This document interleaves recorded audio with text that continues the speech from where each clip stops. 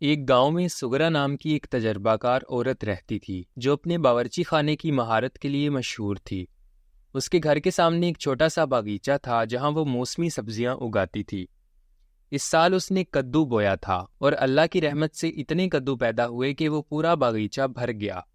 کدو اتنے بڑے اور شفاف تھے کہ دیکھنے والا حیران رہ جاتا۔ سگرا جانتی تھی کہ کدو صرف ایک سبزی نہیں بلکہ صحت کا خزانہ ہے۔ وہ اکثر گاؤں کی عورتوں کو سمجھاتی کہ کدو کو صحیح طریقے سے بنایا جائے تو یہ ہاضمے کو درست کرتا ہے، آنکھیں تیز کرتا ہے اور جسم میں طاقت پیدا کرتا ہے۔ لیکن وہ یہ بھی ہمیشہ کہا کرتی کہ کدو کو بناتے وقت احتیاط ضروری ہے، اگر اس میں زیادہ مسالے یا گھی ڈال دیا جائے تو یہ پیٹ کے لیے نقصان دہ ہو سکتا ہے۔ گاؤں میں ایک بزرگ آدمی الطاف صاحب رہتے تھے جو اکثر بیمار رہتے تھے۔ ان کا ہاضمہ کمزور تھا اور وہ کھانا صحیح طرح ہضم نہیں کر پاتے تھے۔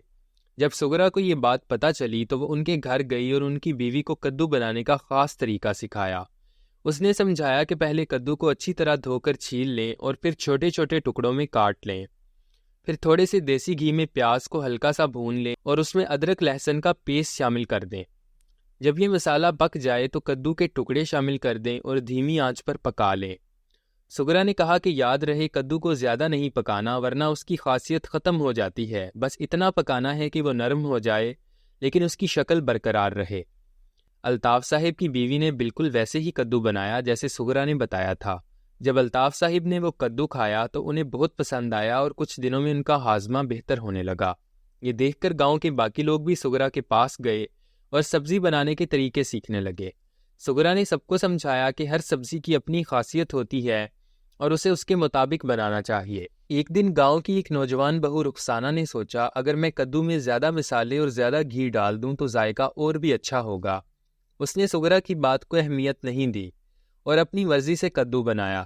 جب اس کے شوہر اور سسرال والوں نے وہ کدو کھایا تو سب کا پیٹ خراب ہو گیا، سب پریشان تھے اور سمجھ نہیں آ رہا تھا کہ کیا ہوا۔ جب سگرا کو یہ بات پتہ چلی تو وہ رخسانہ کے گھر گئی اور حالت سمجھی۔ اس نے رخسانہ سے پوچھا کہ تم نے کدو کس طرح بنایا تھا؟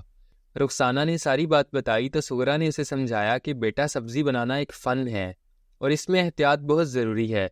ہر چیز کی ایک مقدار ہوتی ہے اور اگر اس سے زیادہ یا کم کر دیا تو نتیجہ خراب نکلتا ہے۔ سگرا نے گاؤں والوں کو اکٹھا کیا اور انہیں سبزیوں کے فائدے اور انہیں بنانے کے صحیح طریقے بتانے شروع کیے۔ اس کے کدو کے علاوہ بینگن، توری، کریلا، پالک اور دوسری موسمی سبزیوں کے بارے میں بھی تفصیلی معلومات تھی۔ اس نے سمجھایا کہ بینگن کو بناتے وقت اسے پہلے تھوڑے پانی میں بھگو دینا چاہیے تاکہ اس کی تیکھی کثر نکل جائے۔ کریلے کو بنانے سے پہلے اس پر نمک لگا کر چھوڑ دینا چاہیے تاکہ اس کی کڑواہٹ کم ہو جائے۔ پالک کو دھونا اور صاف کرنا ضروری ہے ورنہ مٹی اس میں رہ جاتی ہے۔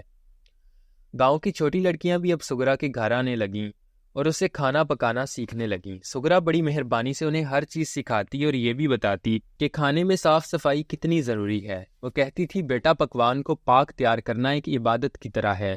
جب تم محنت اور اخلاص سے کھانا بناتی ہو تو وہ صرف لوگوں کے پیٹ نہیں بھرتا بلکہ ان کے دلوں میں بھی ایک سکون پیدا کرتا ہے۔ آہستہ آہستہ گاؤں کی عورتوں میں سبزیاں اگانے کا شوق بھی بڑھ گیا۔ ہر گھر کے سامنے چھوٹے چھوٹے باغیچے بن گئے جہاں لوگ کدو، بینگن، شملہ مرچ، ٹماٹر اور دھنیا پودینہ اگانے لگے۔ سگرا نے انہیں یہ بھی سکھایا کہ کس موسم میں کون سی سبزی اگانی چاہیے اور اس کی دیکھ بھال کیسے کرنی چاہیے۔ اس نے بتایا کہ برسات کے موسم میں پتے والی سبزیاں اچھی اگتی ہیں جبکہ گرمیوں میں کدو اور توری جیسی سبزیاں بہتر ہوتی ہیں۔ گاؤں کے مرد بھی اب کھیتوں میں سبزیاں اگانے لگے اور یہ دیکھا گیا کہ جس گھر میں اپنی اگائی ہوئی تازہ سبزیاں استعمال ہوتی تھیں وہاں کے لوگ زیادہ صحت مند اور توانا رہتے تھے۔ بازار سے لائی گئی سبزیوں کی جگہ اپنے گھر کی سبزیاں کھانا ہر کسی کو اچھا لگ رہا تھا۔